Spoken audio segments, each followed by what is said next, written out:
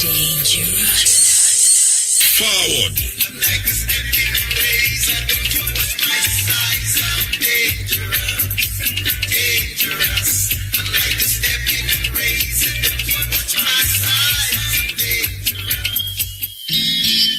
Stepping razor, Mutabaruka, Art of War, listen Jamaica.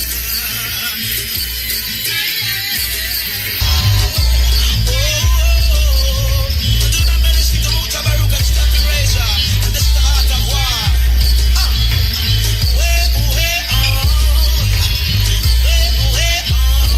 Yeah, sing it, representing from our family. The blood of African kings run up in our veins. Here in Jamaica, rebellious offspring. Mutagata warrior spirit inside. From that time, we can't tame. And this a warrior spirit inside. It come from every shackle and chain. Under Shaka Zulu, Dignity, and Kuma, Dignity, step in the razor, Dignity, the art of war, every Thursday. Hey, look how many years them whip with. That's what the whip of one microchip with. We tell them Babylon style of it with. War it out until we get to victory. Hey, in fact, my brother and sister, when we are dancing, so we move sinister. I know we're listening, Mutabaruka, chant the culture, chase the vultures away. When the Shaka Zulu, Dignity, and Kuma, Dignity, Kunta Kinte, Dignity. It's like Malcolm and Martin and Marcus on fire. Taurus, Mr. Ryder, represent the Mutabaruka. The art of war, Rastas. When a youth fails, it's always put down to personal problems. But one cannot ignore the social system and the effect it can have on an individual. It's all about the youth. It's all about the youth. The youth them of today. Their role in this society, the part they're gonna play. It's all about the youth. The youth them of today. The future for tomorrow. They have to lead the way. Too much unemployment, too much violence and the crime. Too much of we youths are in a prison doing time. Not enough in the colleges and universities. Not enough for them to do. Not enough activities. Our youths have so much energy, so much vitality. It's channeled in the right direction, how great they could be. But they face a lot of problems in this society. And it's supposed to be a land of equal opportunity. It's just the other day, them get to realize racism in society is institutionalized. It took the murder of a black youth to open up their eyes. Equal opportunities, is it a bag of lies? It's all about the youths, the youth them of today. Their role in this society, the part they're gonna play. It's all about the youths them of today. The future for tomorrow, they have to lead the way. Make we look into the schools. The youths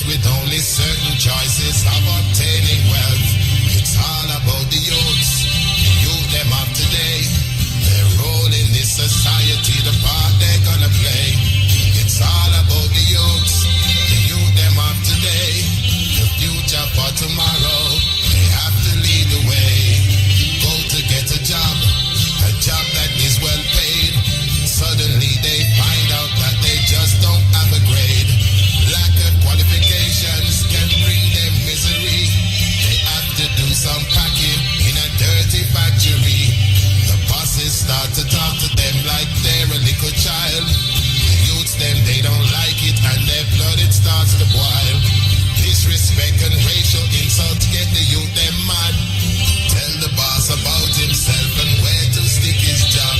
We need some more role models, some more black businesses. We need more black professionals and more black industries, so the youths can see the reality of what they can achieve. Capable of anything, all they need is to believe.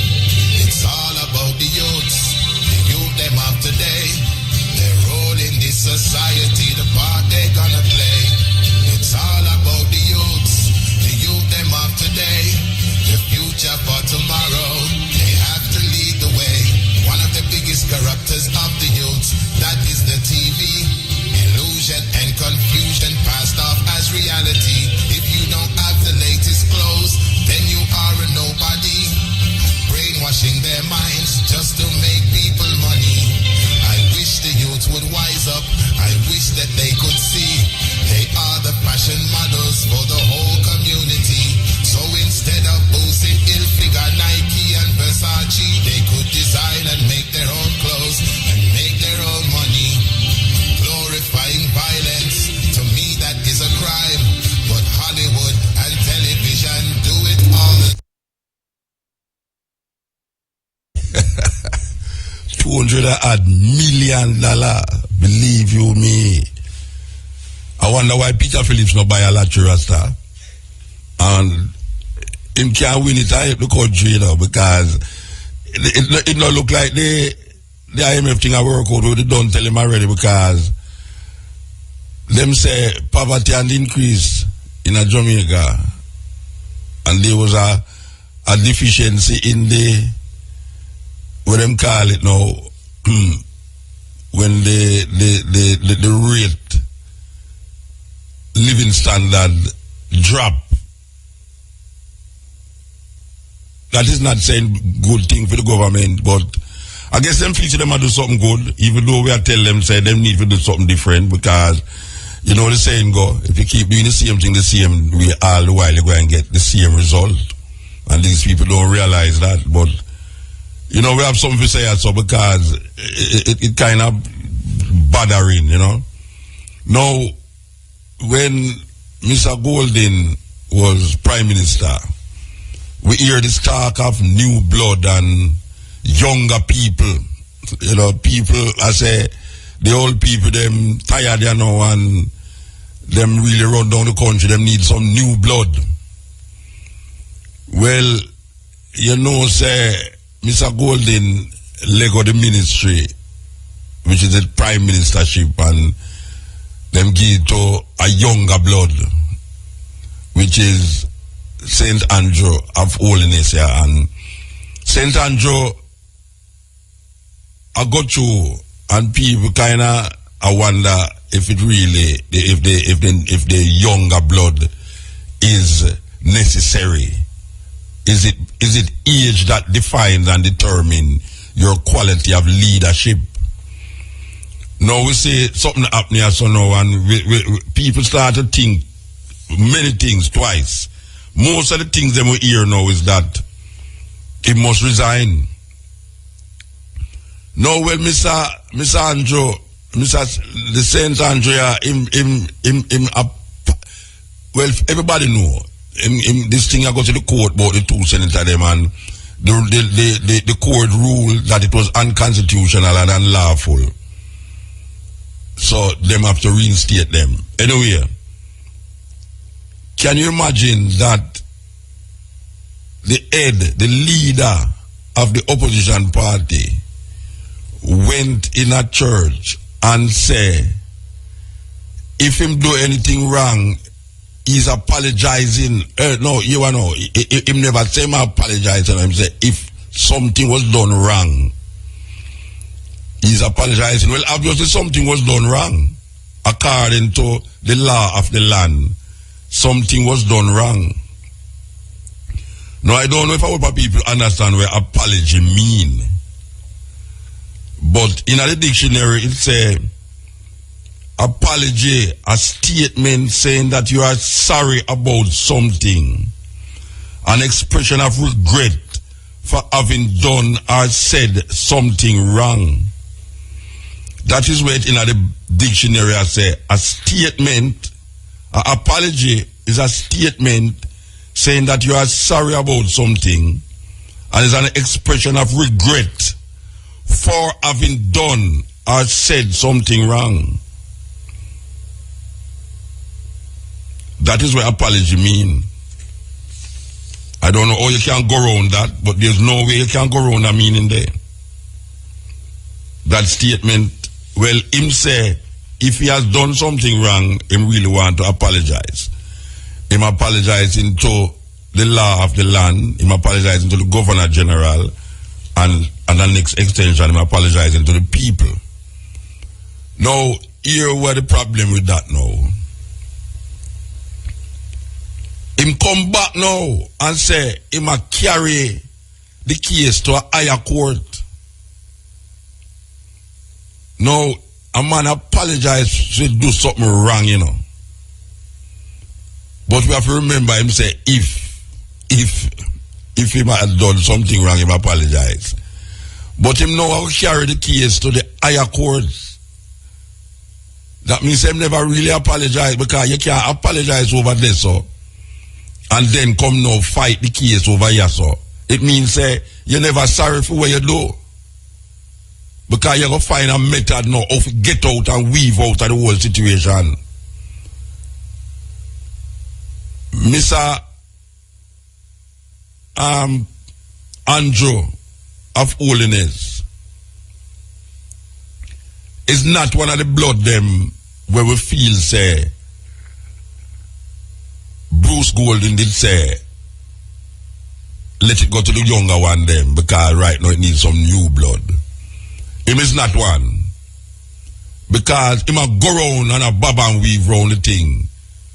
And I find, I mean, me as a layman, you so now I look on the whole thing, you know. And me I say, but if you apologize over there, so why you extend the thing now? They suppose when them go to the higher court now, the higher court still say, where the court say no, say it unlawful and unconstitutional. Where am I going to do that time now? What is going to happen if him carry to the higher courts and the court come to the same conclusion where the other court comes to? Where am I going to know? Because he must say him apologize. Him apologize and let that go. And the problem with it is that a church him go say it. It's a terrible thing. Terrible, terrible thing. These leaders, them take people for nincompoop all the while, you know. Whether them young or them old. And some nincompoop, them take Jamaican people for. After you go a court and the court say you do something unlawful, you come say you want to apologize and all. And then when you apologize, now you're going to fight the case again. That means that the apology don't make no sense. The apology make no sense. And then we see people from party stand up, and one little man stand up and say, boy, something terrible wrong with this whole thing. In our own party, once get up and say something wrong. Then if the court say him wrong, most of the people them who are look on the whole situation say him wrong. And him now, I say, if him do something wrong, he apologize. If I craft them word properly, you know. Because later down the line, him say, I never apologize, and I say, if I did something wrong. That's him going to say along the line, you know. Him going to say, you must remember that I did not say I was apologizing. I said, if I did something wrong, I apologize. That means, say, if him go to the court and the court say him never do something wrong, the apology is null void. But if him go to the court, which is a big problem that now, suppose the man go to the next court now and the court finds say it's the same thing. He was unconstitutional and unlawful. What him going to do? What him going to do now? Maybe I have to go draw back for a whole man, you know, like Shaw or my boy from down at Clarendon, because it don't make no sense. And me as a one, I look outside and I look at the thing and I say, but you know, them always say there's a song, you know, I think I don't remember which girl sing it. She say, sorry, don't always make the thing right. There's a song that goes so, you know. Sorry don't always make the thing right. And I think when him say him sorry, he might expect the thing to go right. But then now him go amplify the thing now by carrying the thing go a court again. Terrible, terrible, terrible thing. Yeah, some of that say now, St. Andrew Fullness, I sure say, well, you know, say, the last statement he make is that the two man them, him really him not mind them in the house. Like say, his theme choice, whether him should be there or not. You know, him is a good example, and him show himself as a good example of when the statement say, power corrupt and absolute power corrupt absolutely. St. Andrew Fullness is a good example of power corrupt and absolute power corrupt absolutely. Because I know say before when he was Minister of Education, I know say him never stay so. Him never stay so. But the more power is the more them change. And you can see that right across the board. Right across the board. The more they are endowed with power is the more corrupt and absolute them get with this power. That's why Jamaican people in a serious problem. Jamaican people look on individuals and vote, believing that the person them vote for will be the same person doing the work for the people when they are in power. Only come realize say the power corrupt them. And Andrew Holness is a good example of power corrupt. Good example. And you have others too, you know, because most of them is same way that. But since him is the one now in the picture here now and in the sour light. Because when I say I'm in a limelight, you know, because lime a good company, but him in a sour light, you realize, say, wow, here is what we call a youth. We are talking about youth were born after independence, who's endowed with power, and given the power now, him do something illegal, unconstitutional. The same constitution where him swear, hold up him right and stand up in front of the Queen representative and swear that him going to uphold it. And maybe him never know say I broke the constitution, but then why is it that you are in a power that way and don't know when you have broke the constitution and not breaking the constitution to the point now where you have to, if I am wrong, I apologize. Nobody are easy to Rasta. If I am wrong, I apologize. And so you carry it to the bigger courts now. You carry it to the bigger court. Power corrupt. Absolute power. Corrupt. Absolute. St. Andrew Fullness. And when you give these Jamaican politicians a show say power, well, you know, they get so corrupted that the corruption come like a normal thing. And the people them look on and don't realize but the emperor no have no hand, no clothes. Him no have hand, no clothes. And it take a little naive little picnic if you know say the emperor is naked as the day was born. When everybody is shouting and I say, whoa, what a beautiful clothes the youth have on. What a beautiful clothes the king have on. The emperor look nice in him clothes, he eat silk and satin. When the emperor stand up in front of the people, start naked. What a serious thing.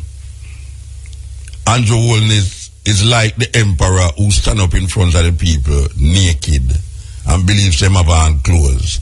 And evil him same laws that he supposed to uphold and maintain, those laws found him guilty. Guilty. Them find him guilty. And him come and apologize. Half-edgedly, him apologize. If I am wrong, I apologize. But now I'm going to carry it to the next level now. The question is, suppose the next level find him guilty still. So him better go talk to the Minister of Security, Peter Bunting, and ask for a divine intervention. Because it look like the whole of them are work off a divine intervention, you know, and it now work. So I would have suggest that St. Andrew go talk to Peter the Divine. St. Andrew better go talk, St. Andrew of Holiness go talk to Peter the Divine and say what God can do for Uno, because Uno a serious problem. Serious problem. Not to mention the Minister of Health. Click it. Stepping Razor, the Art of War, we're there with you every Thursday. So we did a mention about how the power corrupt. Simple people, you know what I mean? Because we have to know a politician is Jamaican people too, you know, who used to go to school, and some people used to go to school with them. Some people, you know, run up and down, play football, thief, local man and all them something there. Same politician, man them turn politician. But it's a kind of mentality when you become a politician in Jamaica. It's like you try, you know, like Dr. Jekyll and Mr. Hyde. For those of you who know those kind of story, it's like Dr. Jekyll and Mr. Hyde, man. So here we are saying now, Andrew really have to go talk to Peter and come to some arrangement in terms of how Peter connect with the divine. But then we have our next problem, and this is the problem of the Minister of Health.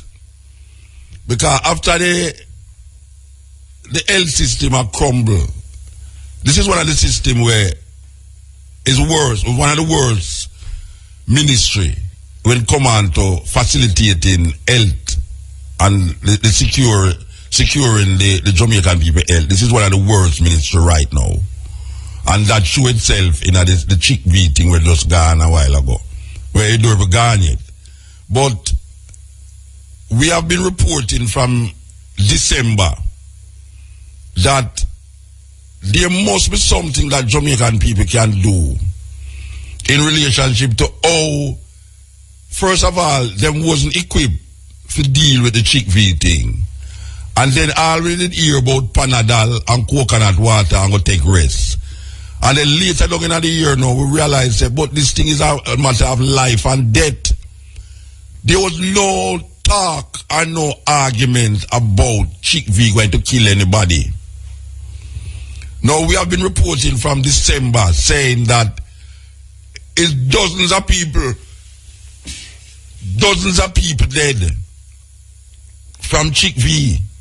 And the complications, when you have certain complications, and it's late down, we are realizing, but wait, you know, say, if you have all diabetes, or if you have, you know, I mean, heart, bladder, whatsoever, asthma thing, it can cause death. The asthma, the chick V thing connect with it, and you have people now where them can't walk good. That is months after them get the chick V, them can't walk good and all them see them can't lift up them hand, them can't turn round, them can't bend down. Nobody told us that would happen. We have placed our health in the care of a system that has no knowledge of what is taking place in Jamaica. Now imagine this now. Remember, say people did a ball out at St. Thomas, you know. Even my little friend left from St. Thomas a long time I don't hear from her. She have court case. I wonder how she get through the court case. You know, my little friend from Portland St. Thomas used to ball out and say, Mota, everybody in my community have chick V. Everybody have chick V. Now that might sound like somebody does a ball out and I try exaggerate. But when we really come to the nitty and gritty, a whole heap of people in a center must have chick V. Meanwhile, she did not say that, you know. The minister come out and say, boy, it's only about 20 odd cases of chick V. Only 20 odd cases of chick V. Yet still, when we are read that, the people them from up at the hospital send and be hospital, call we and send an email to we and say, them don't know which part the minister live, but them know say you have 30 odd case with them personally look about. So, and that is just two places. Now, here's the problem with it now.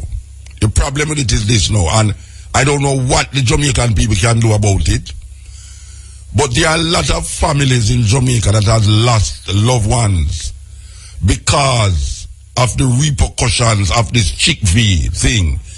And we were not told that if you did have this and if you did have that, the chick V would attack it, so that we could have made proper health preparation for such an attack. We wasn't told that. Now we hear that St. Thomas, we hear that about 16 people dead from the complications of chick V. In a St. Thomas alone.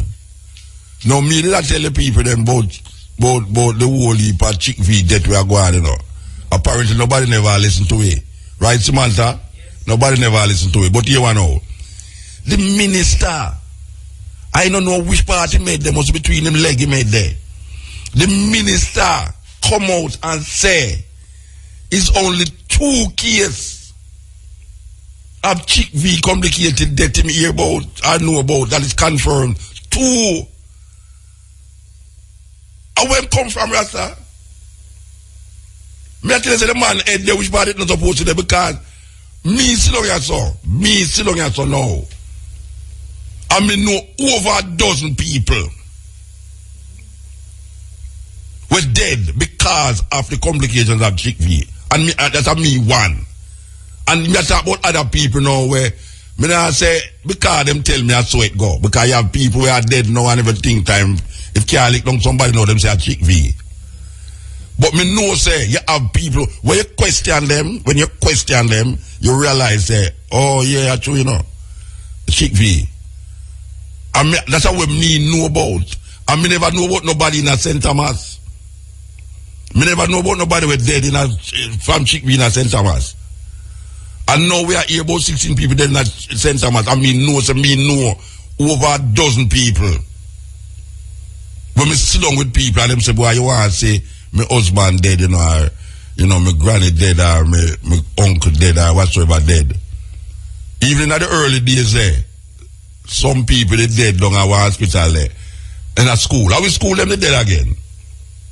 You have about five people dead in a one school from complications of chick V. And that's earlier on in the time, you know. Now, what can Jamaican people do?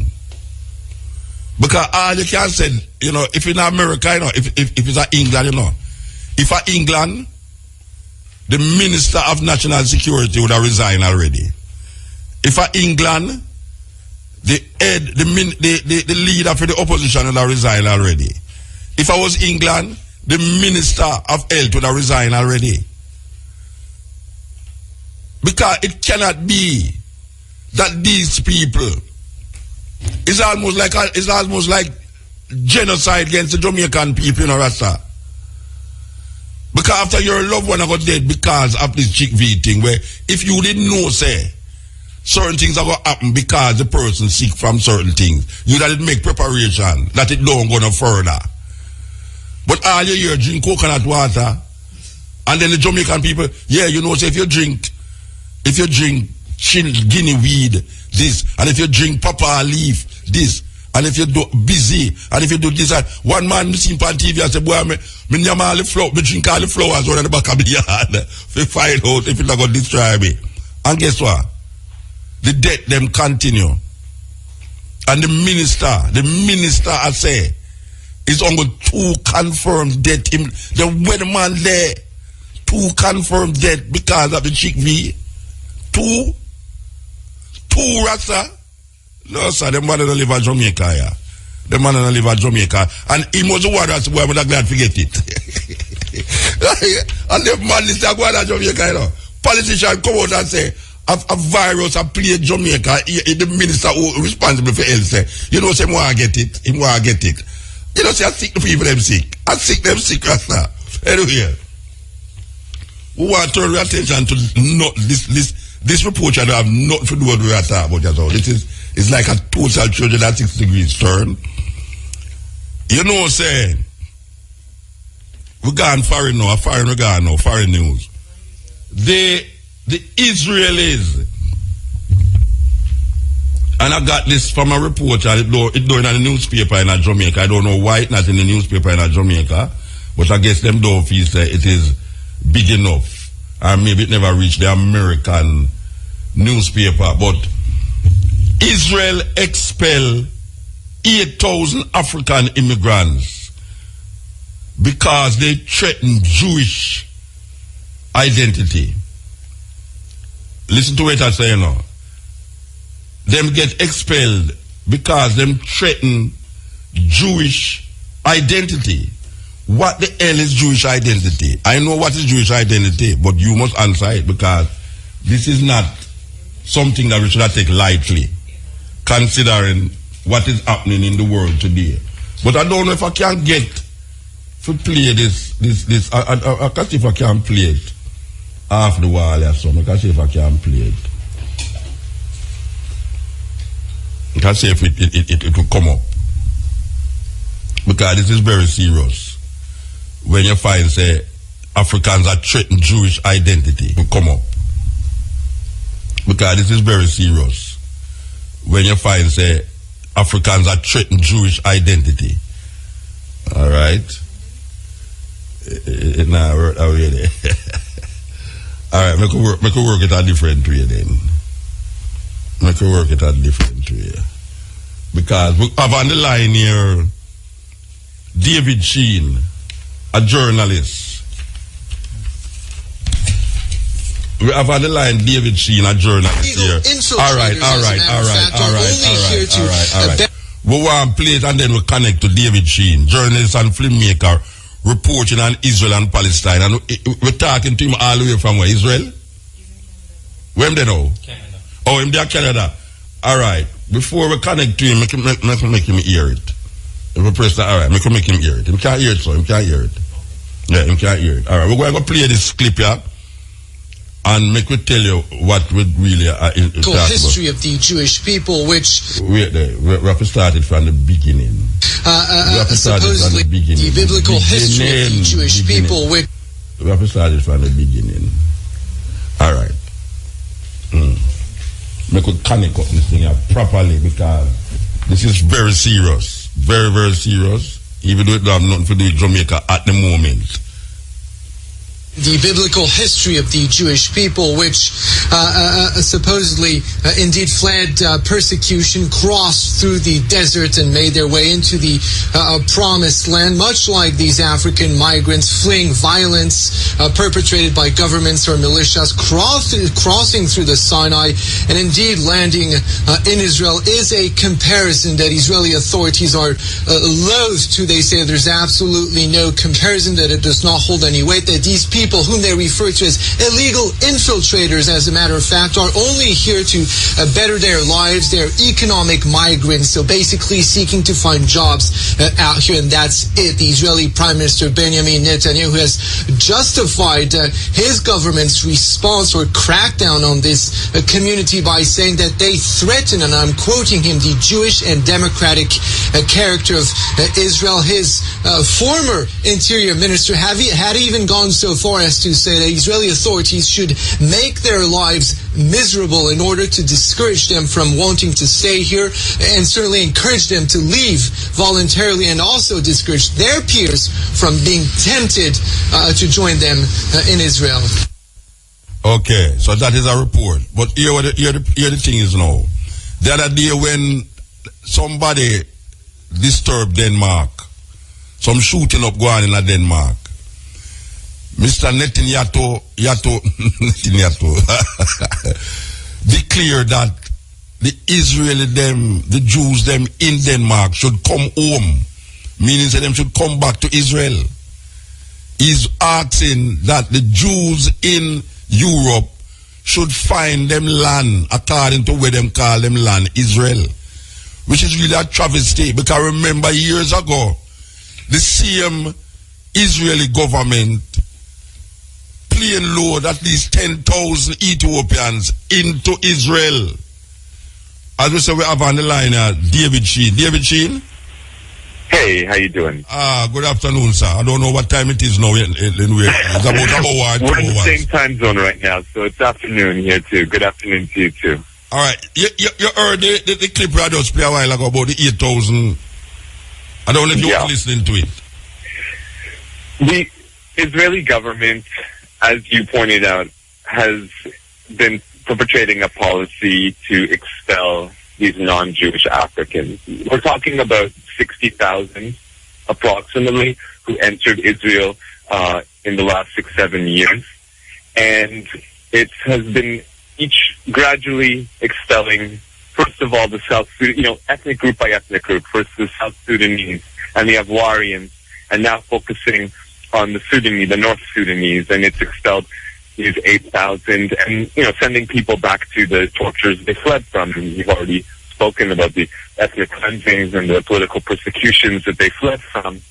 And what's more, when they entered the country, they often were brought in by gangs of human traffickers who tortured them and, gang raped them. Like, really horrific stories. These are people who really, the minute they crossed the border, they should have been treated with dignity and be given a space.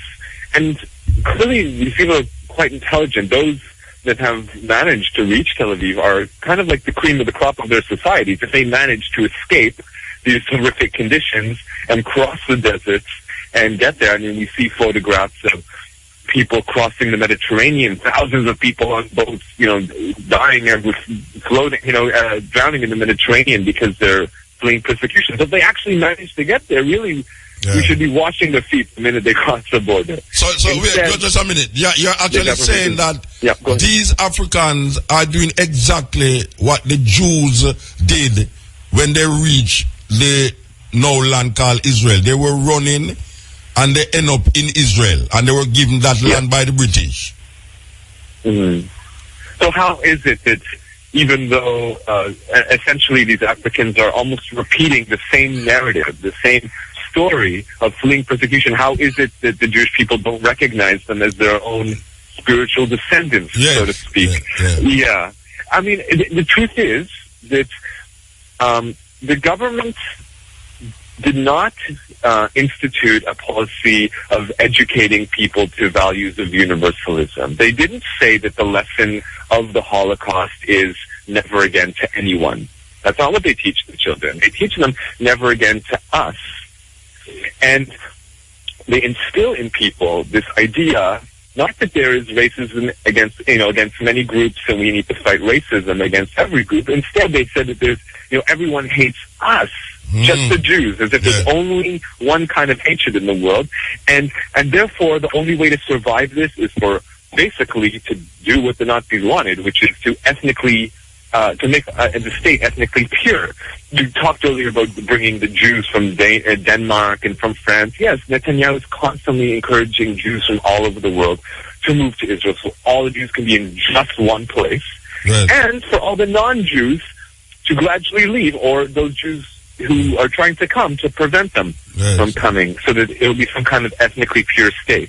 This is the irony, that it's they're taking the lessons of what should be anti-racist lessons, and they're perverting them into racist lessons. This is the policy of the Netanyahu government, and so as a result, we have, as you pointed out, make their lives miserable, rounding Africans into camps.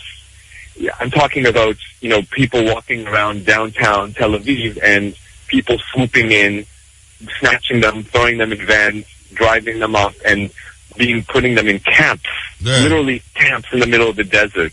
Thousands of African men in camps. But we're talking about the government's promoting this hatred, this idea that they're infiltrators, that they're cancer, that they're Ebola, to the point where average Israeli citizens are I mean, there's the levels of hate crimes towards Africans. We have an African kindergarten in Tel Aviv firebombed by Jewish Israelis. Oh, yes? And in the end, they don't get any jail time for this. We've got a 1-year-old African baby in her mother's arms in downtown Tel Aviv. Israeli Jew comes and stabs this baby in the head. 1-year-old baby. You know, I'm not saying every Israeli Jew is a psychotic murderer, far from it, but the point is that those people who are on the edge, that's who they'll take their anger and their insanity out on, because the government has been promoting this idea that the Africans are the threat. And so this level of hatred is off the charts. It would baffle anyone, and yet, as you pointed out, barely reported, if at all, in the mainstream media, in the United States or anywhere else. What do you think it means when they say the Africans are threatening Jewish identity? What do you think it means? Well, I guess that's code speak for we don't want non-Jews in this country. It's funny. He says we threaten the Jewish and democratic character. No, there's nothing about the democratic character that they threaten. Actually, if anything, just the opposite. These Africans who come here, they tried to, when the government started to round them up and crack down on them, they held peaceful protests and marches. They gave Israelis a lesson in democracy. They could have taught them democracy. It's nothing to do with the Jewish and democratic character. It's just about the Jewish character. And what that means is simply they want a country. I'll give you an example. Let's say you've got a neighborhood, and everyone in that neighborhood eats one kind of food and, has a day of rest on the exact same day and celebrates the exact same holidays. And okay, so it means that in the street where you live, all the stores will be closed on the same day and all this. That's, when you live in a neighborhood of the same character. If you live in a big city, big cities are multicultural, and multicultural means that you have different foods and different music and different types of ways of being. Now, we recognize that as a positive thing. We think of diversity as a healthy thing. Yes, it's good to have, individual cultures, but it's also good to have safe spaces where cultures can interact with each other and new fusions can be created. Go to New York City. Why is it such a great place? Go to London. Go to international capitals where there are people of different ethnic groups. Jamaica is a prime example of people from different parts of the world who all brought their own flavors, and together they combined to something even greater than the sum of its parts. But what Netanyahu is saying is the opposite. They want your tourist dollars. They want you to come do a pilgrimage to Israel and spend money there and see the holy sites. Then they say, yes, we're multicultural. Yes, we're, international. And yet they're trying to drive out the international flavor. They only want one flavor. They don't want the African flavor there. They want just one kind. And there's no logic to except for race. Do you think that the continuous expansion of Jewish land into the Palestinian land is the reason one of the reasons for that is to bring Jews outside of Israel into the land? You think that they are preparing the land for the the repatriation of Jews into Israel? Well, it's true. Israel is one of the more dense countries in the world, and Gaza is even more dense. So, yeah, it's true. A part of the reason for territorial expansion might be, but the truth is, most Jews in the world are not moving to Israel anytime soon. Most Jews in the world are living in places where there's no threat to their lives. That's what the Jews said. That's what the Jews said. Jewish people, there's some attacks, but there's not compared to attacks on people of color. There's all kinds of hatred towards people. If a Jew is living in New York City, let's put it this way. Yes, there are some Jews leaving Europe and going to Israel, but every single year, more Jews leave Israel to move to Europe. Jews move from Europe to Israel. Yeah, just hold on, let me take a little break. Just hold on a minute there. We should come forward to you. Yeah, this is the Stepping Razor. We're talking to David Sheen about a very serious case of expelling 8,000 Africans and more because, according to Netanyahu, they threaten Jewish identity, and this is part of the whole nationalizing Israel into becoming a pure. It sounds Nazi to me. It sounds Nazi to you, Mr. Dean. Sheen. I wish I could disagree. I wish I could disagree. I mean, we're not in 1940s yet, but you know, the Nazis came to power in the 1930s and slowly began to institute one racial law to another. And sadly, we're at the beginning of that slippery slope. And if we don't turn back quick, it's going to look even worse. Yeah, because I realized that the guy who I was talking about in Denmark, he was saying, as a Jew, there's no way.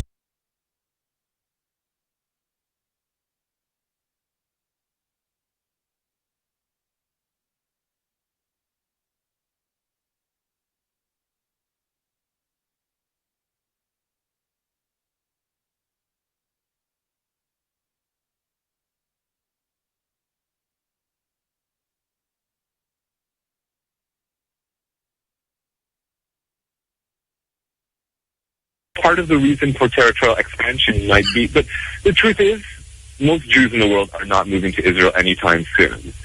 Most Jews in the world are living in places where there's no threat to their lives. That's what the Jews said. That's what the Jews said in Denmark. Jewish people, there's some attacks, but there's not compared to attacks on people of color. There's all kinds of hatred towards people. If a Jew is living in New York City, let's put it this way.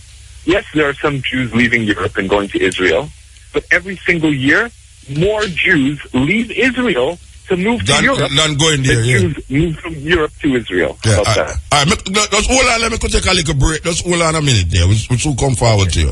Yeah, this is the Stepping Razor. We're talking to David Sheen about a very serious case of expelling 8,000 Africans and more because, according to Netanyahu, they threaten Jewish identity, and this is part of the whole nationalizing Israel into becoming a pure. It sounds Nazi to me. It sounds Nazi to you, Mr. Dean. Sheen. I wish I could disagree. I wish I could disagree. I mean, we're not in 1940s yet, but you know, the Nazis came to power in the 1930s and slowly began to institute one racial law to another. And sadly, we're at the beginning of that slippery slope. And if we don't turn back quick, it's going to look even worse. Yeah, because I realized that the guy who I was talking about in Denmark, he was saying, as a Jew, there's no way I'm going to run from Denmark because of violence when he build up his family and things there already. So Netanyahu cannot really tell him about come home to Israel when he have already made a home in Denmark. So I don't know how much Jews going to take that serious and go back to Israel itself. Right. Well, I mean, personally, I think migration is a human right. And you don't need a reason whether you feel connected to a place or whether I think human beings should be able to migrate. That's a human right. So if someone wants to come from Denmark to Israel, great. If someone's Palestinian and they want to go back to their home in Palestine, great. If you're an African, great. To me, that should be a right. But as I pointed out before the commercial break, yes, there are Jews who are leaving Europe and going to Israel, but there's even more Jews who are leaving Israel and going to Europe. Yes. There's problems in Israel too. Yes. It's not all fine and dandy. There's terrorism. But, economically, it's very difficult. There's more and more racism. So there's people who are leaving. Yeah. It's a place. It's a country that is dense, but there's a big desert. You know that the people could be living in. The point is, it does seem that in recent years that the Netanyahu extreme right-wing government has stepped up the colonization of the land, driving out non-Jewish people, increasing Jewish presence in what people had hoped would be a separate Palestinian state, giving advantages to Jewish groups, especially religious Jewish groups, to have large families and take over large plots of land, and demolishing homes of Palestinian people and entire communities. So it's like it's a war over purity, and it's a war over resources, over land, and in recent years it's stepped up. And meanwhile, there's near silence from the international community. People haven't been calling Israel a pariah or a rogue state. There's no attacks, international coalitions to demand that Israel change course. Just the opposite. You have governments, embracing Israel and signing free trade accords with Israel, yes, and faking Israeli leaders and treating them like with great honors in other countries. So there's no incentive for Israel to change course. yes, You see what I'm saying? Yeah, but I swear Netanyahu is almost taking on America now, or Obama, in relationship to Iran, where he's saying now America has dropped the ball when it comes on to investigating and really checking out the weapons that Iran is near to build a nuclear bomb. So, and he's supposed to be going in America to actually say these things, So it's as if he's looking for we want to be the leader of the Middle East, so-called, in relationship to security and justice there. I don't know. It looked funny. Well, it's funny. Recently, I saw a newspaper clipping from the 1980s, okay, where an Israeli leader at the time was saying, in 2 or 3 years, Iran's going to have a nuclear bomb. Yeah. Now, this is the 80s. This is like going back 30 years, right? I remember it seems like they always need a boogeyman. They always need to have, if it's not Saddam Hussein, if it's not Iraq, it's Iran. If it's not this, it's that. It's always about, those brown-skinned people, with their ways, they're trying to destroy life as we know it. It's like they're trying to turn Arab people into some kind of supervillain comic or something. Yes. And I am the great hero, Netanyahu. I will come and be it's ridiculous in this country, in Israel. I'm speaking now. I mean, the only reason why he's still in power, Netanyahu, is because the rest of the alternatives are even worse. I mean, we're you know what so I mean? like Jamaica, yeah, it's really quite something that he can go to the United States and basically embarrass Obama in front of his own Congress and saying, you're not tough enough. I'm telling you how to be tough. Netanyahu said the same thing about attacking Iraq. He kept trying to convince the American government to attack Iraq. And now what do we have? We have something even worse than Saddam Hussein. We've got the Islamic State, ISIS, beheadings, smashing of, museums and artwork and burning books. Yes. So I don't think Netanyahu is necessarily the go-to guy on foreign policy, and he's definitely not the go-to guy on racial policy. So it's a shame that the American politicians are so sycophantic, and they're so deliriously like lapdogs that drool over Netanyahu's every action. It's a sad state of affairs, but this is the world we're living in, I guess. Yeah. All right. We never introduced you properly, but as a journalist and one who has made documentaries on Israel and Palestine, you can tell Jamaican people what is your most known documentary on this issue between Israel and Palestine. Sure.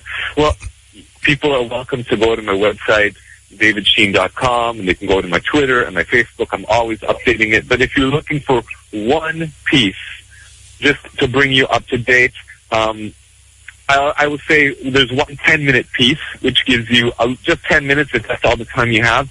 It's called Israel's New Racism. If you go on YouTube, you do a search for it, Israel's New Racism. And also, if you want to get a long piece, let's say a 1 hour long documentary to get a little bit more deep into what's going on here, especially vis-a-vis the African people, then you go to Israel's War on Africans. You search that on YouTube. Israel War on Africans. David on my Sheen. YouTube channel. David Sheen, Israel War on Africans. You got it. David Sheen, Israel's War on Africans. Yeah. Okay. Well, thank you very much for really accepting this invitation to say what you're saying, and we're going to keep at it, and we hope that we call you again. You will respond as how you respond today. Beautiful. I'd be happy to. Thanks a lot for keeping people informed. Yeah, man. Give thanks. Yes, we have been talking to David Chi, journalist, filmmaker, reporting on Israel and Palestine, and we're talking about a headline that caught my eye recently, where it said that Israel expelled 8,000 African immigrants because they, quote unquote, threaten Jewish identity. And we see where Netanyahu is calling for Israelis to come back to Israel. Meanwhile, they are expanding their capture land from the Palestinians. And is trying to make Israel a pure state. That sounds very much like a Hitler talk. Very much like Hitler. I don't know how people see it, but that is the exact thinking that Hitler had about other people, that he want a pure race of people. He don't want to mix people. So he started to wipe out the Jewish people and some black people. Wipe them out.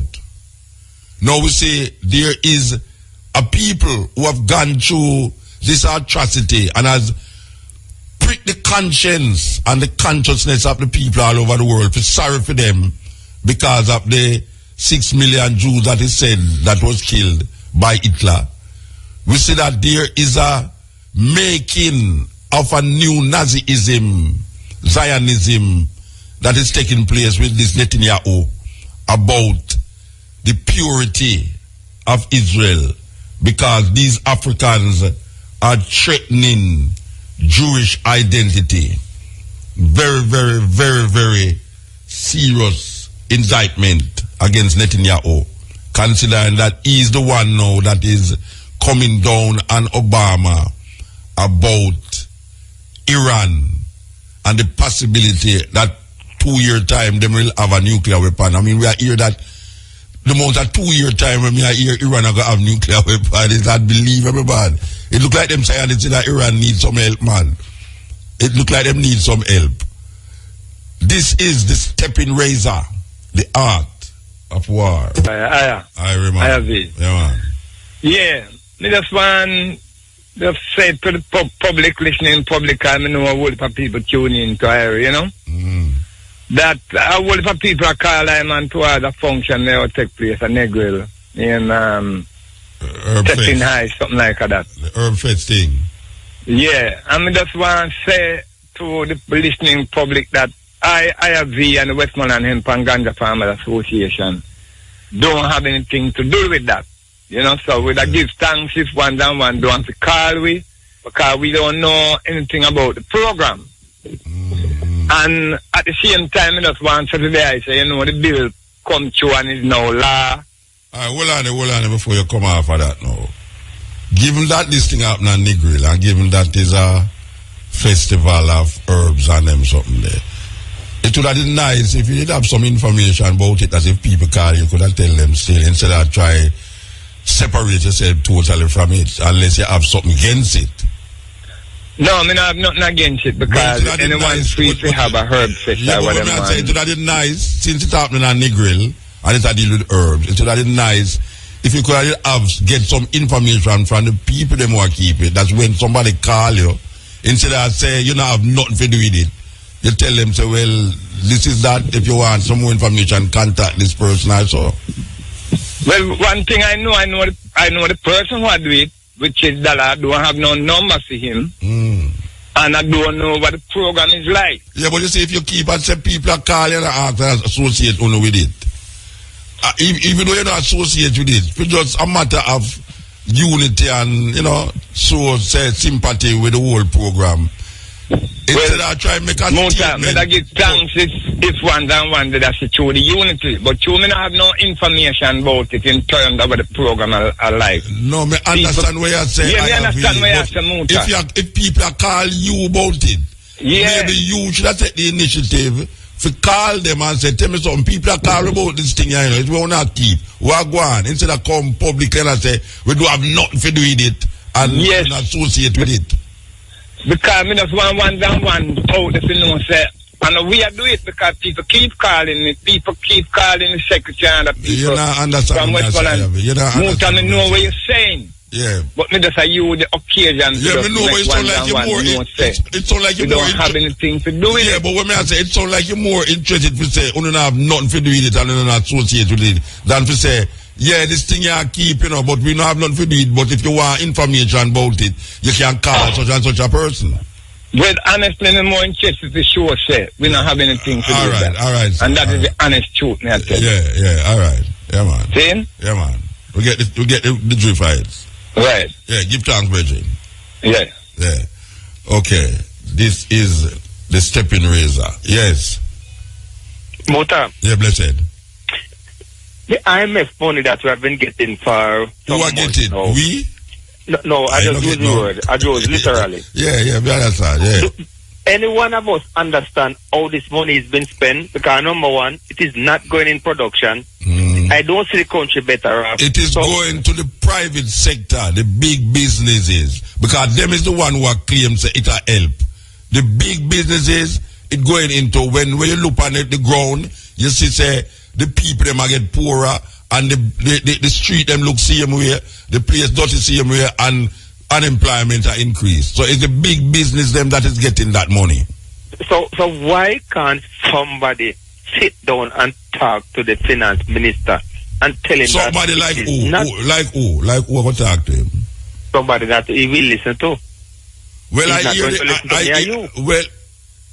I mean them not listen to me and you. Them are listening. What I mean, he will listen now, but sitting down and talking to him, he can't tell him nothing. Yeah, but I hear the opposition debate it in a parliament, and I hear Shah make some statement where I say, well, right now this thing now work how it's supposed to work, therefore, so I don't know. If I come to you, Mota, and say, you what? No, me not look a problem now. Lend me $200,000. Yeah. And if I take that money from you, and I pay off the bill that I owe, and I don't know how you're going to get back your money, there's going to be problem, don't? Yeah, but apparently they're going on a problem. They make it look that way. Because but they keep passing the test. They keep passing the test, but look here, I am really kind of stand for back right here now, because when I look and I see it, in Greece, in many other countries that IMF go, and it's war on top of war. Yes, it's not working. But nothing happening in this country, and we see these IMF people come, and them come with some pretty speech, because they having us very, very soft, that they never have other country. Yeah, that's right. Appear that they are so lenient to us. But don't tell them say the IMF thing now go work, and them say there's no other way. The minister Peter Phillips, you know, tell a foreign reporter, you know, when asked about it, how come him be used to leak against it and all them something there, him say, watch out, there was no other way. No other way. That is how they make you think. Them put you in a corner where you say, boy, the only way to come out of this corner is to go to the IMF.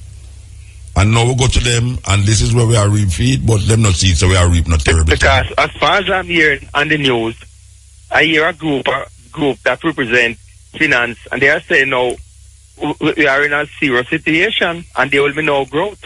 Yeah, them say no growth now go after 2 months, or the last 2 quarters, or the last quarter of the year, last year, or something. I hear them talk about it, you know. So it will be hard time on top of hard time for the people of this country then. So what we are going to do now?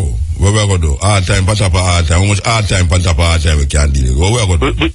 Well, it looks like it's going to continue, because we are not a people that are prepared to go there and even stand up for our right. That's how you think. That's how you are think. But Muta. We have been going out there for centuries. Yes, Muta. And you push a dog. No. What? Well, you know. What happened to us now? Let me tell you something, man. You push a dog around for so long, one that day that dog will turn and bite, you know. So don't feel say the pot now boil till it reach the top to boil over, you know. Because the people them can go on as long as them can go on, but there comes a time when Paul Bogle have to go recognize Paul Bogle and Sam Sharp. But Muta, you, a lot of other people, right? You speak out against things. I go there and I stand up against things. Yeah. And even the people that is meeting it, they pass and they criticize us. And we are standing up, so is the people change? Yeah, but brethren, I can tell you something, man.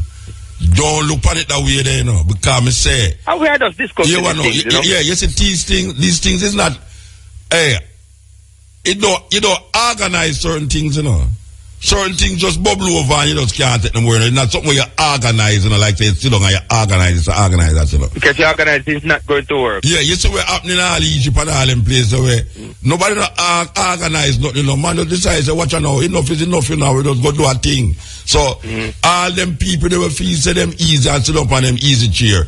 It's not something where you go hear, so, why Mutabaruka organize to do this and no, and so it's all going on. A guy, unknown guy, when nobody now will think, watch and see. You think a joke will make, watch and see, man. Well, you are so right, Muta, you are so right. Because look at George William God. Yeah. He was a quiet man. Did anybody expect him to play that role that he played? Well, nobody never expect the deacon named Paul Bogle to do what him do. Exactly. And him a church man. Exactly. So we don't know if a church man, maybe we don't know if a church man I think certain things are right now. We never can tell if my boy, where did I look on, what's she name? Where the minister name again? Anna. Maybe all long I think certain things that we don't know. Just like how we never know, say, we don't think about this naked woman and so. Okay. We never know, say, he would carry mind so far. Because, as you mentioned, Paul Bogle, you know, you believe we still have people in this country that is in jail and they've come to him and say, look here, come with us, change your ways. And when they look down the road, they see the gallows that they're going to hang you. Yeah. And you decide to no, I would prefer die and the other gallows more than support you. Yeah, man, you have people in Jamaica will stay so, man. Well, and me know say me stay so. Me not switch and change certain things. A man we need have to go kill me. But me in a position already, you know. Seriously, in our next island, you know, where the man them go plan to cut off my locks, you know. And for the first time having a locks in my life, me in my mind I said, you know, so them have to go kill me inside that. So a guy now get cut off my locks just like that, you know, man have to kill me now. And I was deadly serious about it. And the only reason why my locks never get cut off is because them looking at my passport and realizing I was a foreigner and me have all American visa in my passport. That's the only reason why them never cut off my lock. Because 13 other man, them cut off for them one. Okay. And just because the man them did come from the island, why them cut them off? And me get saved because man look at my passport and realize, but wait, the man have all American visa in my passport, you know. You know, see it. So, but at that moment, give moment in time, it's one time, me did feel say, would I prefer dead than a man cut off my locks. And a man that said, but most of your locks can't grow back, you know, but that wasn't thinking. That wasn't thinking. No. Yeah. Some of us say, watch it and say, beware. Oh, okay, Muta. Yeah, blessed, yeah? Yeah. Yes. Yes, step in. Hello? Yes. Hello? Yeah, man, we're there, man. How you do? We are do you. Yes. What will you come take over my parish, Muta? Westmoreland? Westmoreland is Mr. Universe. Yeah. Me no know. When me take over down there? No, because, Muta, let me tell you this, Muta. Me down here, me know people take enough picture of me in a Muta. But me see so much picture of you in a Muta. All the principal, Mr. Simpson. Yeah, the amount of picture when post by Facebook but me not understand how you never did it. No, Muta, I'll give you a joke, Muta, why I never there. I was planning to plan a party to go and take that party. Because, Muta, some boy I run off them out about dressing, so me plan, Muta, me go all out, Muta. You see next year, daylight, me come in and me watch out, let me tell you something, man.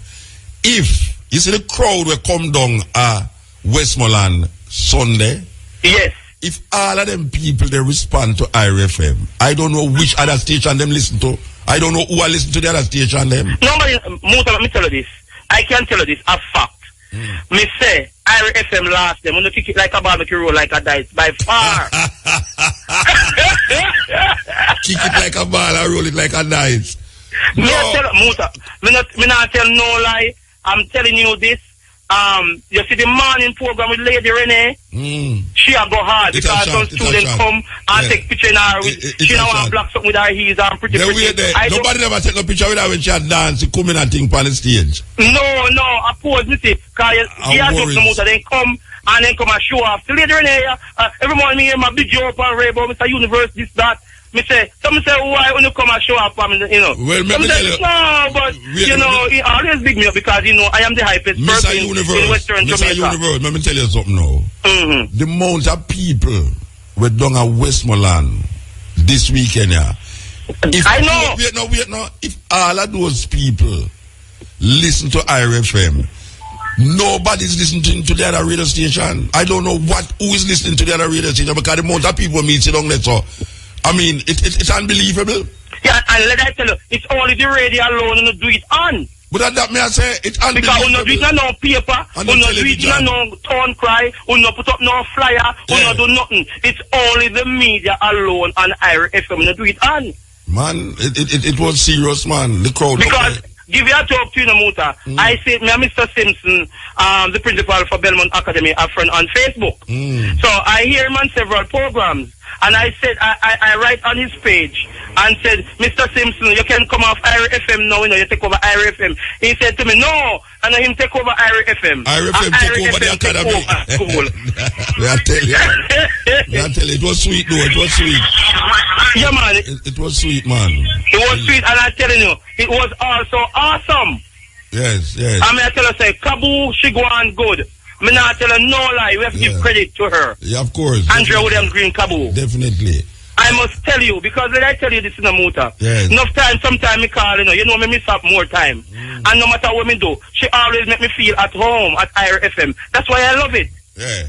You understand? Me not tell her motor. You guys will never bash me yet. All right, sir. I will really like that, and I really appreciate that. Come on my parish. You know, you lose some stripes because you never come, though. You know? No, Muta, I don't lose any stripe, Muta. Muta, you lose some stripe. No, me can't lose no stripe, Muta, because I was listening to Bob Cloud in my interview. Everybody. No, me not. Muta, don't do me that, Muta. Don't do me that. Talk about listening, you know, me say you never come there physically. But, Muta, you are the head of Westmoreland. True. The head of Westmoreland become the tail. Become like I'm the superintendent. Yeah, the front become the bottom. I don't understand that. Anyway, we have to move. Muta. Yes, sir. Big up Elvis, you know, Father Scott and Elvis, because they're locked in, you know. All right, sir. Mad, Mr. Universe out. Yeah, seeing, yes. The art of war. Last week, we talked to a mother about a child that she said was bullied at her school. And she's trying to get some redress and she's not getting nowhere because the student, 11-year-old student, is bullying not only the mother, but is also threatening people. Well, we call the school and the principal tell me, say, why she can't talk to her unless I'm going to a meeting. Then the next thing we hear is that they might have a meeting, but she can't get to go because she got sick. I mean, I don't know, she got sick still, but anyway, the thing is that now we hear that them keep a meeting. We want to give thanks to Samantha, you know, for all our time. We tell her, say, Samantha, don't let it go, you know. And Samantha never let it go. So we want to talk again to the mother, who I am told went to the meeting. Good afternoon. Good afternoon, Muta. All right. So, you know, say, we since you call, we depend the case at the school. Yes, I know. And I get calls from Mary. And I'm assuming that the reason why them call this meeting so quick is because of the pressure we will put upon the principal and the school to say this thing need to be addressed. Yes, Muta, because I know about the meeting from RFM before the school called me. The RFM tell me about the meeting first. All right. So you said we never let it go. When Samantha asked me about the meeting, and I tell her that I did not know about a Thursday meeting, I know about the meeting on Monday that gone, and Samantha said, all right, so we're going to link back to school, and then after Samantha hung up with me, the school, couple minutes after that, the school linked me and tell me, said there's a meeting for this morning. Yeah, them call the meeting because we have been at it, and we say we now let it go. So, you was at the meeting today? Yes, Muta. The meeting started from before 9 o'clock and last till 11 o'clock. Okay, so give me a little run up how we're going at the meeting. Okay, in the meeting there was a detective there from the Barton police station. Oh, a police there this time? A detective was at the meeting, Muta. Okay, all right. Yeah, and the mother of the child and I was there and my the mother of the child come this time? Yeah, she came this time. Well, I mean, I tell you, you saw radius there. Muta, she come this time, and at the end of the meeting, me and she almost wore out at the gate car. At the end, he thought... No, we didn't reach at the end yet. No, nobody tell me about the end, man. I want to know about the meeting. What's happening at the meeting? Tell me what happening at the meeting. In the meeting, Muta, the police questioned both child, and both child give their story. I told you my story already, right? So my child repeated what I told you last week. Her child now been saying, all the things that he's been saying is that, is my child a trouble him? Okay. You understand? He's been keep saying, is my child a trouble him? But other kids, they call other kids and ask other kids this situation. Not in this meeting, but on Monday meeting. Yeah. And the guidance counselor speak up in the meeting that they call other kids one by one, and all kids give the same story as Rashid. Yes. And most of the kids that they talk to were grade 2 kids. Right? Because my daughter is in grade 2. So my daughter friends from grade 2 was at with the incident with the condom, where rub the condom in their face and put it in their mouth. Yeah. Right. So he keeps saying Muta is my kids are the problem, my kids are the problem. 5 minutes in the meeting, the mother get up to walk out. So what was the consensus in the meeting? What the principal say, what the police say, what the conclusion? The principal says first of all, the police, he had what to go to a court, he said. So he did the first part of the meeting, and when he listened to both stories and come to his own conclusion, he said when he listened to both of them, his thing is to get a professional mediator, because this thing is deeper than what we think. Right? Yeah. So they asked both me and the other parents if we are willing to speak to a mediator, a professional that's trained to deal with these things. Yeah. I said, Muta, anything towards my kids, right? Anything at all I will do for my kids. I will take a bullet for my 4 people. All right, so where the principal? So anyway, she said she not come and know, she not going to know other No, hold on there. Where in all of that, where the principal conclusion was? What the principal has said? Well, at the end of the meeting, the principal gave him a letter of a suspension for 5 days. Give the youth a suspension. Yes. Okay. He get a letter of suspension for 5 days today, so he must not come back to school until next week. Friday. Yes. Right. So I asked the principal. I said to the principal, next week Friday, that means I'm going to take my kids out of school again, because I am not going to send them to school with this kid, because I don't want him hurting them. So she said, no, I must send my kids to school, and she's going to call the chairman of the chairman of the board of the school, and she's going to call ministry, because she has to follow guidelines, and this is what she has to do, and she will let me know what happened from there. So she goes as far as ask. In the meeting, a lot of things were saying, so I said to them that I'm not going to move my children from the school, Muta, because where the school is situated and where I am living is an ideal to the best safe security for my kids and traveling and going back and forth from school, right? Because literally, if they can walk to school if they want to, right? That's how close the school is. This child is living in Trelawney, in another parish. So the principal was asking the teacher that he does not have GSAT to do because of some problem, because the child is a problematic child, and he's getting counsel from the guidance counselor. So most of the time he's not in class, he's in the guidance counselor office. You understand? So the principal was asking if the mother could find a school in Trelawney to put the child. So she said she's not going to put him in any school until September, and she's not going to keep him out of school. So I said to the principal, well, my child is not the problem in the school, because office told me that there's no report about none of my kids in the office. My kids are not popular in school. That's the words they use exactly. My kids are not popular in school. Their name are not in the office. Right? This kid have a sheet long from here to Cuba with complaint in the office about him. So I said to the principal, I know that, and I'm going to get a lie, and I'm going to seek legal advice. I'm not moving my kid.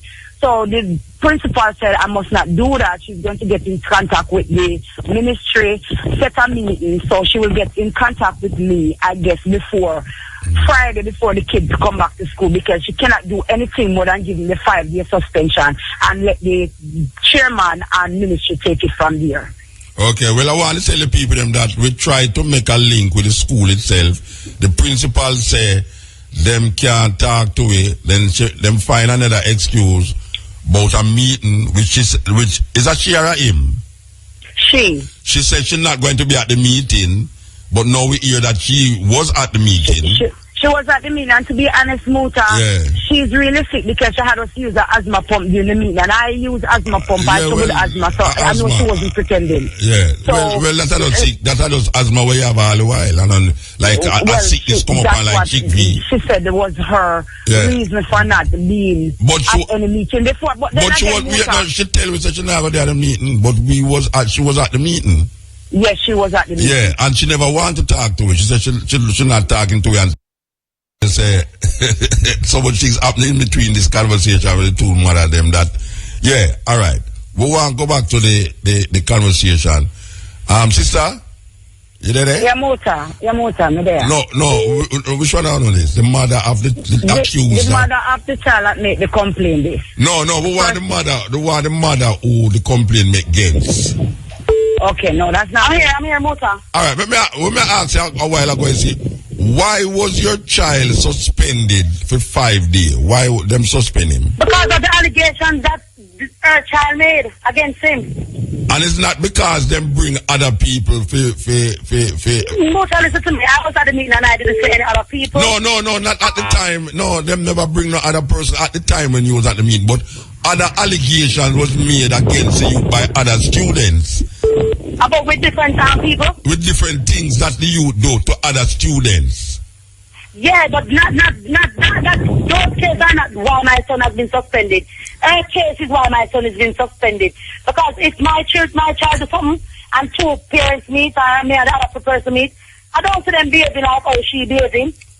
Alright, so you don't accept the point about the condom thing? No, mate, I don't accept that. I accept the point where you say put in on a stick because it does say that was even as a principal. But the put on the front part of his dick, I don't know nothing about that.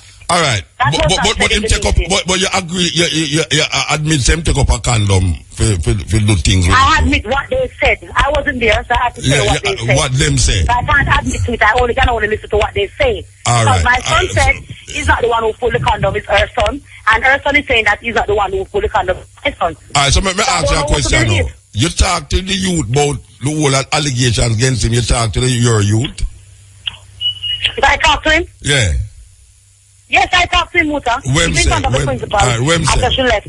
No. You were sitting and speaking to him. I talked to my son a number of times. But it's my child. He's just a playful child. Even his teacher tell me in his class today that Tajay will play with them and nothing is wrong. But as soon as he starts playing with them, then that's the time the problem comes into play. Okay, so you feel so now... Our children and my children were friends. Alright, so you feel so now it's your child is the problem then? I think they must put it in a different way, like, you know, when you want to cut off somebody put in the car, you just love your putting alone, so if you go on, and somebody say she go on, because I come out of the meeting today, come see her outside of the road, she go out and make mischief to the vendor, them say, oh, me tell the principal, say, them say, oh, I see her put them at troublemaker, and when I come out, they're a different story. The woman I lift up and sat down at the school, she disposed her underwear.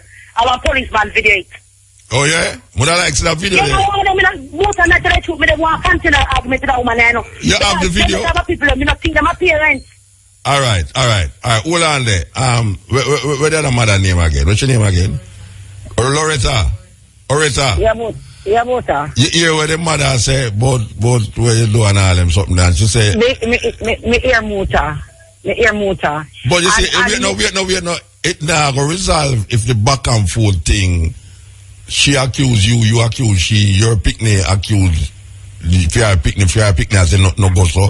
it now go rectify, you know. Uno think say, uno need to sit down together with somebody, professional somebody. That's why the detective was saying in the meeting that he needs to set up a meeting with a professional, a mediator, somebody else. Because this thing is deeper than because Muta, she do not want to accept that her kids our son is doing this thing. You understand what I say, Muta? And I do not know the kid on a personal level to have a personal vindicted against him. If complaint wasn't coming home to me on a daily basis about this child, I wouldn't be in this argument conversation with you right now, Muta. Right. You understand? It's not like I have a vindictive thing about it. And I do not want to see her child through to school because I hate him. I am not going to send my child to school because he threatened to kill him. And there's a lot of nights I sit down and watch 7 o'clock news and 8 o'clock news where I cry for kids that I don't know. My belly button burn me and I have to go down and say a prayer to the Most High. Yeah. To give those parents strength, Muta. So me no go and wait on for nobody for good and prayer. Hold on. The lady for the accused child, you know. Would you agree to sit down with a counselor, the two of you, to trash out this thing rather than a back and forth thing? Muta, I don't have a problem with that because she's telling you that I said I'm not interested in the meeting. I have the letter in front of me right now that it said I'm re-indisciplined for J. Douglas.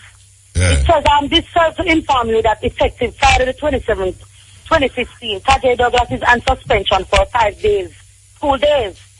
As stated in the Code of Regulation, Section 30(1)(a), the principal of the Public Educational Institute may suspend from the institution any student whose conduct is, in his opinion, is such of nature that the presence in the institution is having or likely to have a determinal effect on the discipline of the institution. Tajay should resume the class on Friday, March 6th. If I didn't agree on going to the meeting, sir, would the principal give me this letter? No. The principal can't give a letter and then you not agree for meet with another mother, you know. No, I don't. So you agree? If I'm not going, I'm just not going. All right, so you agree for meet with the mother with a counselor? I agree, but the way she did this evening, she just allow me to disagree because my kids, my children, because I have 2 sons and he's only one of them.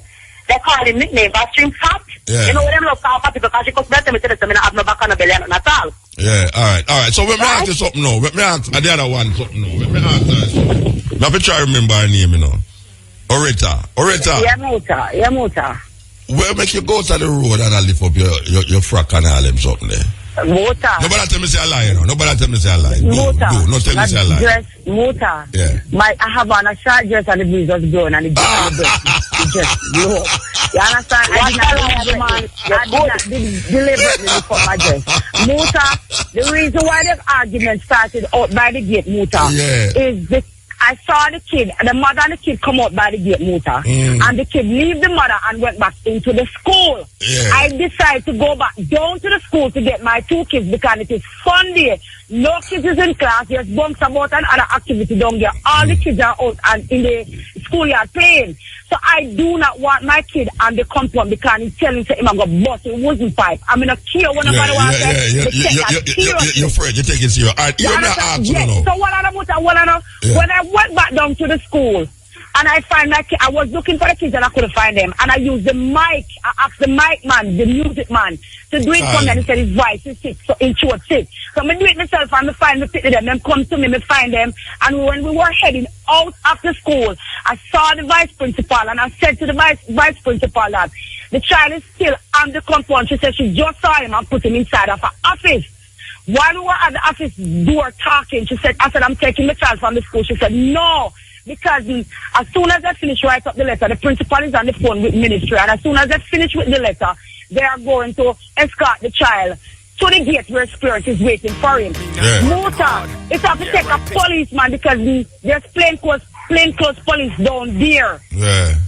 Because of the fun day that they're having down there, there's plainclothes police down there, and it take a plainclothes police and a male teacher to hold on to the kid and put him back into the office to sit down and them have to close the door and the male teacher stand up to bar the door because him decide and if you see his attitude and his behavior, Muta. Alright, so when I went back out to the gate right? I was talking to someone at the gate, out by the gate, because the other parents was there and telling them, they asked me, so where's my child? And I said I was going for them. So I tell them what happened and how her child was behaving. And Muta, she started to tell me all kind of things, and my bun coke and she see me on internet and tell my body, so Muta, you think that I'm going to stand up and make somebody come talk to me? No, all right, wait, no, hold on. So you live up in the try say your body not sell. You still have your body. But if somebody want to buy or so. And I called the court and Muta said, all right, hold on.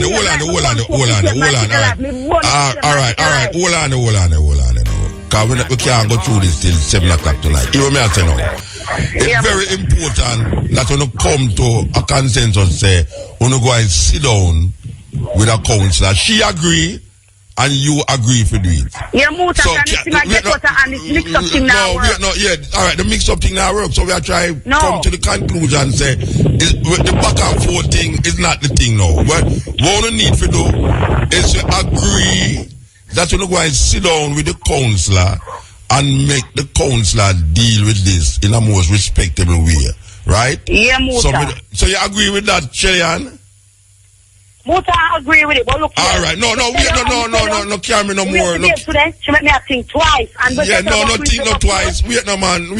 In the interest of other young children, and in the interest of the school and for dignity, may I ask you now that nobody change your mind because she did true word at you and you true word at her. May I say at this moment in time, me no want go through. Who did say that or who said that again? May I say, on a need to sit down, and I'm glad to hear that the two owner agrees on that sit down. Don't be this what she wants to say again. Don't make that bother you right now. Because you are dealing with the interests of 2 children. The 2 children, them, is at stake at now, not the 2 owner. See? We ask you now that go back to the school going to find the counselor or the police and then sit down with the counselor and deal with the thing. You want to agree with that? Yeah, Muta, 110% me agree with that. Shelly, and you agree with that? Muta, I agree, but listen to me now. No, wait. You're not idiot and you're not idiot. No, but me no want you tell me. Meeting to a school. No, wait, no, but 2 parents meeting together. So you don't agree with it then. So you don't agree with it then. You're not sending back your kids to school with my child. So you don't agree. That's how you're trying to tell the school to do. But Mama, I don't want, you see the cash pass come on and I don't want to cut you off unnecessarily. That's they want to know the money. Is that right? No, so me ask you if you agree to go to the counselor with her. Yes, Muta, I agree. All right. Give thanks. I'm going to have none to hide. All right, so the next time I talk to you now, me go hear what the counselor say, right? All right, Muta. All right, give thanks. We love you very much. Oretta, we love you very much. Yeah, Muta. All right, give thanks. Yes. Okay, may I tell you? And so, let me not tell Shelly and say me love her, man. And she thought me say me love you, know. And Oretta need to show me that picture there. The police who take the picture need to show me that picture, you know. Okay. So here we are saying, oh, boy, that's so like a tenement, yeah. I think a while ago, go find myself, you know. It's like a tenement, yeah. We go find myself in a tenement, yeah, brother. I don't believe you. I want nobody not dash, no. No, chibi for me, I believe you, me. Because that used to go out in that tenement, yeah, you know. Woman takes you up to that, show them things out of them chimney and then say, sorry, me never know, say this stand up downstairs. Okay, this is the stepping razor. Boy, I feel tired. Trust me. I need a chauffeur to drive go over your hand later and start. No, I tell you. Boy, I feel like I just come out and tell them in the yard. All right. So, we hope them can resolve that issue they're doing now because it's terrible. It's really terrible. We see where there's a plan for Mobile Clock Tower repair, if you are repair, but the people are actually... Well, we are really out of the North Coast Times where the St. James Parish Council want to repair the Montego Bay Clock Tower and purchase a new clock at a cost of $23,000. I am trying to find out why is it that these clocks in these center towns never usually work. Most of them don't work. Somebody need to look on it, believe you me, because it's a symbolism, that it's a symbolic thing where the clock in each parish, in the heart of the town itself, you always have a clock.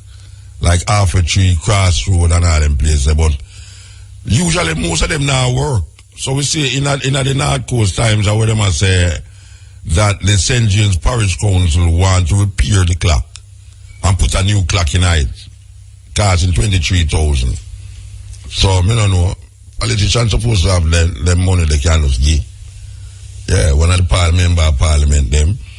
We see a little news here where we don't know what news it is, that Madonna drop off her stage at the Brick Award, but my boy Pierce Morgan say the reason why she drop off at the stage is that she must realize that she old, you know. Pierce Morgan said the reason why she drop off at the stage is because she must realize that she old, you know, and she must stop all the whole heap of antics. I mean, I tell you that she really go on with some antics still, you know. Me say the other night for ask her she in the pan. I mean, I tell you the woman that go on like say she 20 years old, you know, believe. Yeah. She 50 over 6, 56 years old. I mean, one now will keep it and reach out 56 if him still ever jump up the way there. And where my boy there, Lucia have a way where him skin poop a lick past stage. When skin, we don't know. Yes, all right. For instance, a man like an Elephant Man now. I don't know how Elephant Man are going to perform when them reach all my age, you know, because for them thing is energetic thing, you know. It's not where them are step on stage. It's not how them are sing, you know, because them man are not sing and say nothing. Me say Elephant Man a perform and from him say 2 words, him start do some action and wave in the ear and the word jump. When them reach my age, me don't know where them are going to do Rasta. Believe you me, them better go and do what them are do from now, because after that, that is it. Alright, Panama serious level here, so now. I don't know if anyone remember where Peter Phillips and the bank them did come together for rob Jamaican people some money, even though small it was. But the people them ball out and them reverse it and say them now bother. It's like the oil price. I don't know how much people remember that gas price where started a riot in a Jamaica. And because of the riot, the government rolled back the price. But it's a strategy, because them roll back the price and then them slowly increase the price. That nobody was realizing that the price was actually going back to the price where the original say that caused the riot in the first place. Well, we see where them now come with a scheme, you know, for really make the customers them feel it. National Commercial Bank, NCB, has announced that several of its fees are to be increased as of Monday, March the 16th. Listen to this, you know, because it sounds to me like them lose one way and now them go around the corner another way. And it now come worse than we did that say we don't really want it happen, but now them find a way now to manipulate the thing that them still can't get back the money. The increase will impact in branch transfer transactions between accounts, whether held in local or foreign currency, transfer to third-party accounts, and balance inquiry in branch. You hear this, you know? If you inquire about your balance in your bank account, you know, via customer care or business customers, you know, you're going to have to go pay money. You're going to have to pay money just to find out how much money left in your bank account. What? Let's suppose alright. Suppose $500 left in your bank account. They're going to charge you $1,000 to find out about it. Customers wishing to transfer funds from one own NCB account to another, while in branch, will have to pay $1,165, up from $364. $1,165 will also be charged for in-branch transfer to the accounts of a third party. And remember, say them a charge also for chain check too, you know. To transfer between own NCB foreign accounts to another will also be impacted by the new fee structure. For US accounts, the fee will be $10.31 US. For accounts held in pounds sterling, £6.80. Just under 12 Canadian dollars for accounts in Canadian dollar, and €8 76 cents for euro accounts.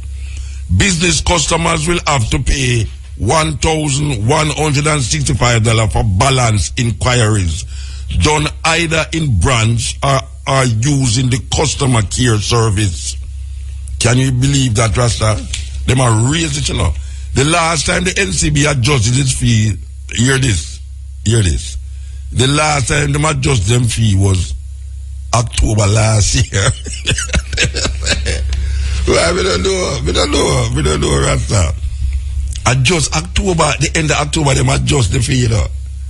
And now, them say, watch out, can't catch Kwaku, you catch him short. Because you see, oh, them never give you the thing where we did ask for. You think we're going to make you get to it? We're going to lick it down. Because the time when the minister come up with it, you know, him say, the government.